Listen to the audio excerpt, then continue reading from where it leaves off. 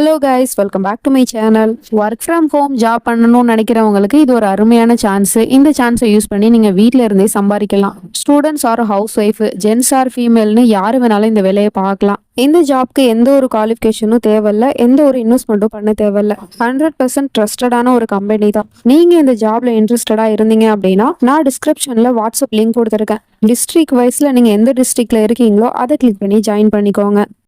Last பார்ட்ல நம்ம psycho hero அந்த மேனேஜரோட பொண்ணை டின்னருக்கு கூட்டிட்டு போயிருப்பான். அங்க அவ சாப்பிடுற விதத்தை பார்த்துட்டு இவன் அப்படியே ஆச்சரியத்தோட பார்த்துட்டு இருக்கான். ஏன்னா இது வரைக்கும் நம்ம ஹீரோயினுக்கும் இவளுக்கும் நிறைய விஷயம் ஒத்து போச்சு இல்லையா? பட் நம்ம ஹீரோயினி ரைட் ஹேண்ட் தான் யூஸ் பண்ணுவா, இவ லெஃப்ட் ஹேண்ட் யூஸ் பண்ணிட்டு இருக்கா. அதை பார்த்துட்டு வெயிட் நீ என்ன பண்ணிட்டு இருக்கன்னு கேட்குறான். அது சார் நான் சாப்பிட போறேன் அப்படின்னு சொல்றா. இல்லை நீ எதுக்காக லெஃப்ட் ஹேண்ட் யூஸ் பண்ணி சாப்பிட்ற, ரைட் ஹேண்ட் யூஸ் பண்ணி சாப்பிடு அப்படின்னு சொல்கிறான். இல்லை சார் எனக்கு அப்படி சாப்பிட வராது, நான் சின்ன வயசுலேருந்தே லெஃப்ட் ஹேண்ட் தான் யூஸ் பண்ணிட்டு இருக்கேன், அப்படி தான் நான் சாப்பிடுவேன் அப்படின்னு சொல்லிட்டு இருக்கா. ஆனால் ப்ளீஸ் எனக்காக இன்னைக்கு ஒரு நாள் மட்டும் நீ ரைட் ஹேண்ட் யூஸ் பண்ணி சாப்பிடேன் அப்படின்னு சொல்லிட்டு பாசமாக கேட்டுட்டு இருக்கான். உடனே அந்த பொண்ணும் சரி ஓகே சார் அப்படின்னு சொல்லிட்டு அவளும் சாப்பிட போறா. நமக்கு எப்படி வலது கையில் சாப்பிட்டுட்டு இடது கையில் சாப்பிட சொன்னால் வராதோ அதே மாதிரி தான் இப்போ அவளுக்கு இடது கையில் சாப்பிட்டு வலது கையில் சாப்பிட்றதுக்கு வரல, தடுமாறிட்டு சாப்பிட்டுட்டு இருக்கா. இப்படி சாப்பிட்றத பார்த்ததுக்கு அப்புறமா தான் அவனுக்கு நிம்மதியாகவே இருக்கு.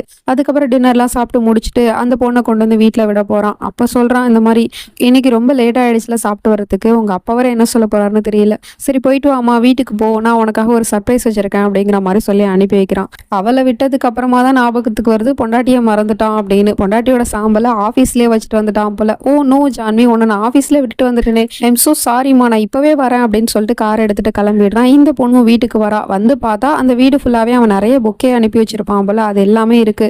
ஒவ்வொன்றிலையும் ஒவ்வொரு மெசேஜ் எழுதி வச்சிருக்கான். தேங்க்யூ நீ என் கூட டின்னருக்கு வந்தது அப்படின்னு.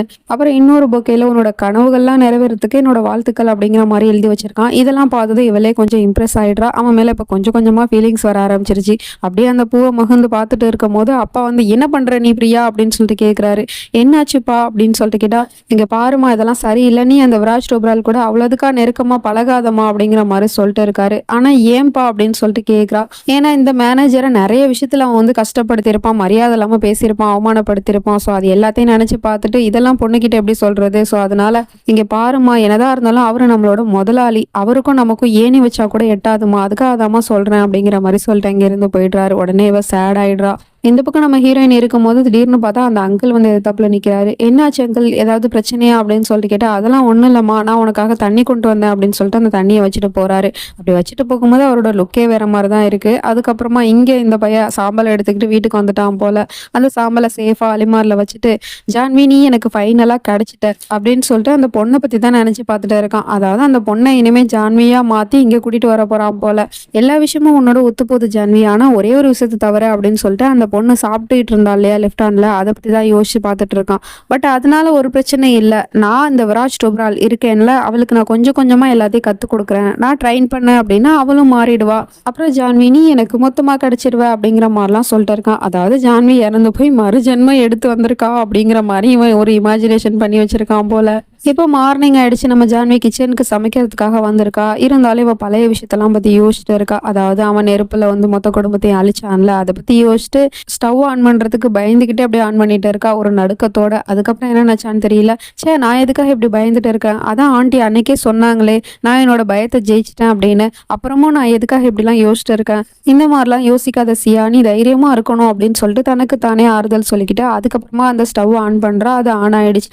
இப்போ அவளுக்கு அந்த நெருப்பை பார்த்து பயம் இல்லை அப்படின்னு நின்று பார்த்துட்டு இருக்கும் போது அங்க யாரோ இவளை தொடுற மாதிரி இருக்கு. திரும்பி பார்த்தா அந்த அங்கிள் தான். அவர் பார்த்துட்டு என்ன நீ கேஸ் எல்லாம் ஆன் பண்ணி வச்சுட்டு இருக்க அப்படின்னு சொல்லிட்டு அதை ஆஃப் பண்ணிட்டு, கேஸ் என்ன விலை விற்கிது தெரியுமா, நீ படிக்க வேஸ்டா பத்த வச்சுட்டு நின்றுட்டு இருக்க அப்படின்னு சொல்லிட்டு கேட்கிறாரு. இல்ல அங்கிள் நான் சமைக்கிறதுக்காக தான் பத்த வச்சேன்னு சொல்லிட்டு இருக்கா. அப்படியா சரி அப்படின்னு சொல்லிட்டு அவர் அங்கிருந்து போறாரு. அப்படி போகும்போது நம்ம ஜான்வியை ஒரு லுக்கு விட்டுட்டு போறாரு. இது என்ன பார்வை அப்படிங்கிறது நமக்கு ஒன்றும் புரியல.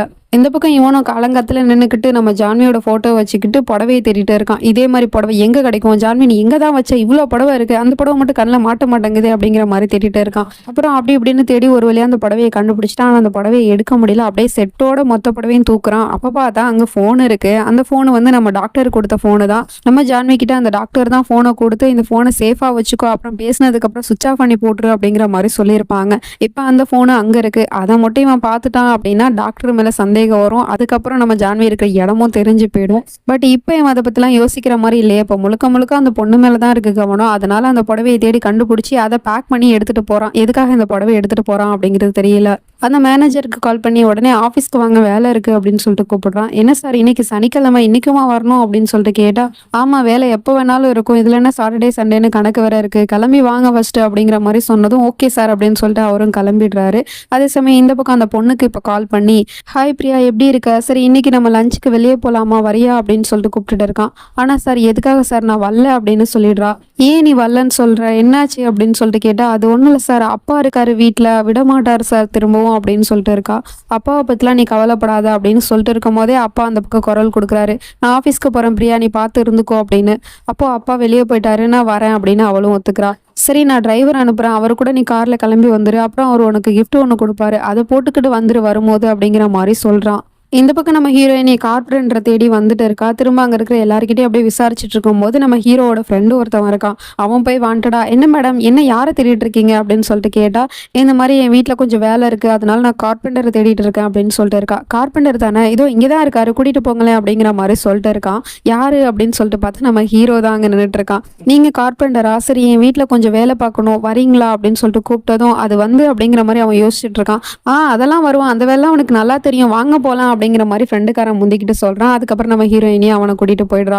அதே சமயம் இந்த பக்கம் இவன் வெளியே போயிட்டு வரலாம் அப்படின்னு சொல்லிட்டு கூப்பிட்டான்ல, அங்க முன்கூட்டியே வந்து உட்காந்துருக்கான். கார் வந்த உடனே கையில ஒரு ரோஸ் எடுத்துக்கிட்டு அந்த பொண்ணை ரிசீவ் பண்றதுக்கு போயிடுறான். அந்த பொண்ணு பார்த்தா சாரி கட்டிட்டு வந்திருக்கா, அதுவும் நம்ம ஹீரோயினோட சாரி. அந்த சாரி அவசரமா திட்டிட்டு இருந்தான்ல, இந்த பொண்ணுகிட்ட கொடுக்கறதுக்காக தான் போல. அவளும் அழகா கட்டிட்டு வந்து நிக்கிறா. கார்ஜியஸ் அழகா இருக்கு அப்படின்னு சொல்லிட்டு கையில ரோஸையும் கொடுத்து அவளை அப்படியே பிக்கப் பண்ணி கூட்டிட்டு போயிட்டு இருக்கான். அங்க போய் அவளை உட்கார வச்சுட்டு வீட்டுல இருந்தே சமைச்சு எடுத்துட்டு வந்திருப்பான் போல. டீ எல்லாம் போட்டு ஹாட் பாக்ஸ்ல சாப்பாடு வரைக்குமே எடுத்துட்டு வந்துட்டான். அது எல்லாத்தையும் வச்சுட்டு டீ குடிக்கிறியா பிரியா அப்படின்னு சொல்லிட்டு டீயை ஊத்திட்டு இருக்கான். அந்த பொண்ணும் வழக்கம் போல லெஃப்ட் ஹேண்ட்லேயே அந்த கப் எடுக்கிறதுக்கு போகுது. பிரியா பிரியா நான் தான் சொன்னேன்ல லெஃப்ட் ஹேண்ட் யூஸ் பண்ணக்கூடாது அப்படின்னு, ரைட் ஹேண்ட் யூஸ் பண்ணு அப்படின்னு சொல்லிட்டு இருக்கான். இல்ல சார் எனக்கு எப்படி சொல்றது, எனக்கு அதே பழக்கமாயிடுச்சு சார் அப்படின்னு சொல்லிட்டு இருக்கா. பழக்கமாயிடுச்சா, இரு நான் இப்பவே அதை சரி பண்ற பாரு அப்படின்னு சொல்லிட்டு அந்த பொண்ணு கிட்ட அவளோட கையை கேட்கறான். அவளும் அப்படியே மெதுவா ஆசையா அவங்க கிட்ட கையை கொடுக்குறா. அந்த கையை அப்படியே மடக்கி சேர்ல அப்படியே கர்ச்சீஃபை போட்டு கட்டிக்கிட்டு இருக்கான். என்ன சார் பண்றீங்க அப்படின்னு சொல்லிட்டு கேட்டா, ஆமா இப்ப நீ லெஃப்ட் ஹேண்ட் இருக்கிறதுனால தானே அதை நீ யூஸ் பண்ற, அதை நான் கட்டிட்டேன்டா நீ எப்படி யூஸ் பண்ணுவ, இப்போ நீ ரைட் ஹேண்ட் தானே யூஸ் பண்ணி ஆகணும், ஸோ அதனால தான் இந்த மாதிரி பண்ணேன் அப்படின்னு சொன்னதும் அந்த பொண்ணும் இதெல்லாம் சிரிச்சுக்கிட்டு எல்லாத்தையும் ஏத்துக்கத்தான் செய்யுது. இவன் பண்றது கொடுமை அப்படிங்கிறது தெரிய மாட்டேங்குது. அப்படியே அவ கையை கட்டிவிட்டு இப்போ நீ டீயை குடி அப்படின்னு சொன்னதும் வழக்கம் போல அவளும் லெஃப்ட் ஹேண்டை எடுக்கிறதுக்கு போறா. பட் அது கை கட்டி இருக்கு. நான் தான் சொன்னேன்ல இப்போ பாரு நீ ரைட் ஹேண்டை தான் யூஸ் பண்ணணும் அப்படின்னு சொல்லிட்டு ரைட் ஹேண்ட்லேயே அதுக்கப்புறம் அந்த டீ எடுத்து குடிச்சிக்கிட்டு இருக்கா. இப்போ இந்த பொண்ணு அப்படியே கொஞ்சம் கொஞ்சமா இவன் மாத்துறதுக்கு ட்ரை பண்ணிட்டு இருக்கான். அதை தான் பண்றான். நம்ம ஹீரோவை கார்பெண்டரா நினைச்சுக்கிட்டு ஒர்க் பண்ண கூப்பிட்டு வந்தா இல்லையா, அவனும் எல்லா வேலையும் கரெக்டா பக்காவா முடிச்சிடறான். அதுக்கப்புறம் சரி நாங்க கிளம்புறோம் அப்படின்னு சொன்னா, இல்ல நீங்க என்ன காசு வாங்காம போறீங்க, இந்தங்க காசு அப்படின்னு சொல்லிட்டு கொடுத்தா அந்த காசை நீங்களே வச்சுக்கோங்க அப்படின்னு சொல்லிட்டு நம்ம ஹீரோ அங்க இருந்து போயிடுறான். என்னது இது, இவன் என்ன வேலை செஞ்சுட்டு காசு வாங்காம போறான் அப்படிங்கிற மாதிரி பார்த்துட்டு இருக்கா. அதே சமயம் இந்த பக்கம் இந்த பொண்ணை நிக்க வச்சுட்டு இவன் விதவிதமா வளைச்சு வளைச்சு போட்டோ எடுத்துக்கிட்டு அதுக்கப்புறம் அந்த போட்டோவை செக் பண்ணி பாக்குறான். தன்னோட பொண்டாட்டி போட்டோட மேட்ச் பண்ணி பாக்குறான். ரெண்டும் ஒரே மாதிரி இருக்கா, அந்த ஸ்மைல் ஒரே மாதிரி இருக்கா அப்படிங்கிற மாதிரி பார்த்துட்டு இருக்கான். ஆனா என்னதான் அவ சிரிச்சாலும் அந்த ஸ்மைல் எப்படி இவகிட்ட வரும், ஸோ அதனால வரமாட்டுது அப்படின்னு சொல்லிட்டு திரும்ப திரும்ப போட்டோ எடுத்துட்டு இருக்கான். அவ சிரிச்சிட்டு இருக்கா, பட் அதே மாதிரி சிரிப்பு வரல. நல்லா சிரியன், கொஞ்சம் அழகா சிரியன் அப்படின்னு சொல்லிட்டு கேட்டு போட்டோ எடுத்துட்டு இருக்கான். அவளும் சிரிக்க ட்ரை பண்றா, சிரிக்கிறா. பட் அதுல இருக்கிற போட்டோ வந்து இந்த போட்டோவோட மேட்ச் ஆக மாட்டுது. என்னது இது, இவ ஜான்வி மாதிரியே சிரிக்க மாட்டாளே அப்படின்னு சொல்லிட்டு திரும்ப லாஸ்டா ஒரு தடவை ட்ரை பண்ணி பார்ப்போம் அப்படின்னு சொல்லிட்டு திரும்பவும் போட்டோ எடுக்கிறான். கொஞ்சம் சிரிமா, கொஞ்சம் அழகா சிரியன் அப்படின்னு சொல்லிட்டு போட்டோ எடுக்கிறான். அதுக்கப்புறம் அந்த பொண்ணும் சிரிக்கிறா. பட் அப்பவும் வந்து மேட்ச் ஆக மாட்டுது. உடனே இவன் கடுப்பாயிடுறான்.